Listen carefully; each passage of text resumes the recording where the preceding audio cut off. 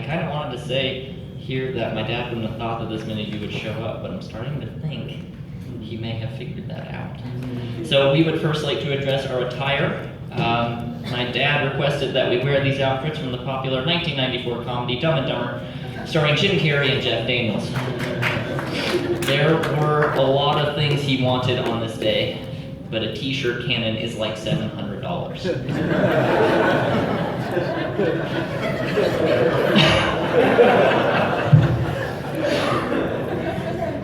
See, this is kind of what was special about my dad. He wasn't conventional. He was always on and ready to make a joke, even after all of this horribleness. He's still trying to get you to laugh by making us wear this. So if you're offended, or if you think that we're not taking this seriously, I have two things. One, did you know my father? And two, we know how difficult this is. We understand how difficult it's going to get. We think about it every day and all night, and every day gets easier and harder, which is really confusing.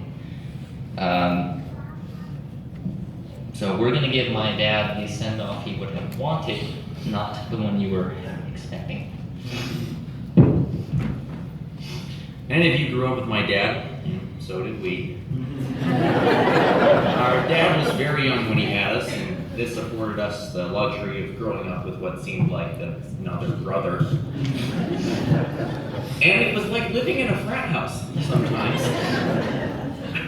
I'm sure many of you think this sounds fun, but it was terrifying. Life is pretty hard when you're scared to go to the bathroom or shower. Sleep in general. In fact, it was not uncommon to have fireworks shot at you or flour thrown in your face to wake you up. Or, having fireworks thrown at you in the shower just as the shampoo drips into your corneas. It was also not uncommon to be fearful of Mexican food, which entailed hot sauce, which meant that soon enough you would feel a pain like no other. Hot sauce down your pants was one of my dad's favorite ways to make someone mad.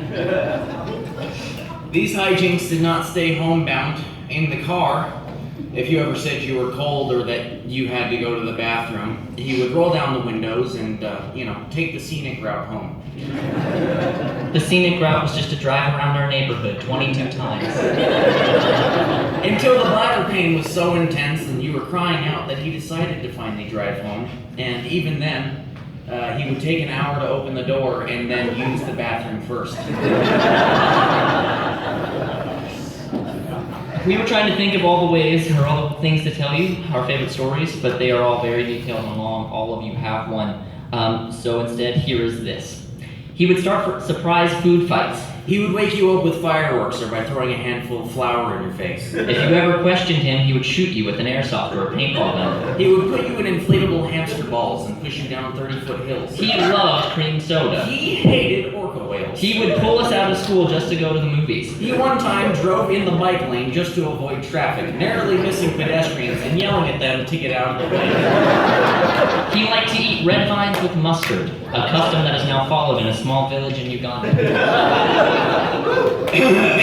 He once attended a party filled with doctors and claimed to be a gynecologist. He called himself Dr. Dogsaddle the entire evening. He once drove to his brother's house only to use the restroom. The plumbing bill has still never been the same and we're accepting donations. He once found a dead raccoon, propped it up in front of a house, placed a cigarette in its mouth, rang the home's doorbell, and waited in the bushes for the homeowner to come. He once claimed to be a member of Slipknot just to get VIP access to El Torito. He forced me to carry 2 cords of wood up and down that same 30-foot hill when I brought home a bad report card to teach me a lesson about manual labor. I still don't know that lesson and my back hurts. He once woke me up in the middle of the night from a dead sleep just to help him play Destiny. He once ate a whole thing of candy beans. What is sad is that this isn't even all of it. There's more. There are stories that my dad had for a lot of you, and since some of you may not have chosen to speak, I'm going to now open this up to the interactive portion. So just raise your hand if you can say yes to any of these. Did Sean ever cause you physical harm? That makes sense. Did Sean ever cause himself physical harm in your presence? Yeah, That's more. Have you ever seen, I'm not going to say what it is, but just say yes if you'll know. Sean's watch? Wow. Oh, Dad. Still has my mother-in-law. This is one to more of people close to us. Did you ever feel like Sean had a hand in raising you? You know what? No, that could be his friends, yeah. That makes sense. I see you back there, Brandy Cooper. And finally, did you ever feel like you were Sean's best friend, even if it was just that night? Yeah. We realized since we lost our dad so early, there's going to be things that he'll miss out on. Fortunately, these events would have not much meant much to him anyway. And I don't say this in a bad or mean way, it's just how he was. It meant more for him to go out to eat at IHOP than it did for my graduation.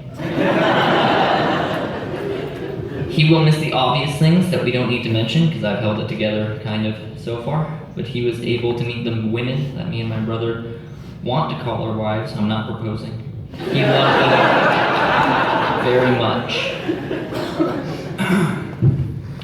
When my dad was around, Tegan, he always felt comfortable, and whenever he was home, his favorite thing to do was to get in his Walmart PJs and watch TV. And he didn't let his guard down often because he tried to always be on, but he felt comfortable around her, and that's what matters to me. And anytime Tegan would stay over, no matter when, he would always want to go to breakfast, or he'd want to go adopt a dog, because that's what he would do.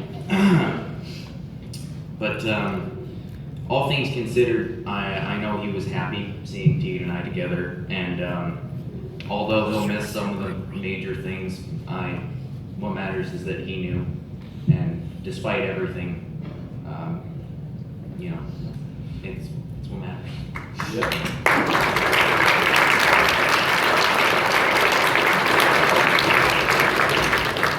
My dad first met Yaz at a Blue October concert. He forgot where he parked his car that night, and we had to find it. We didn't get home until 5 in the morning.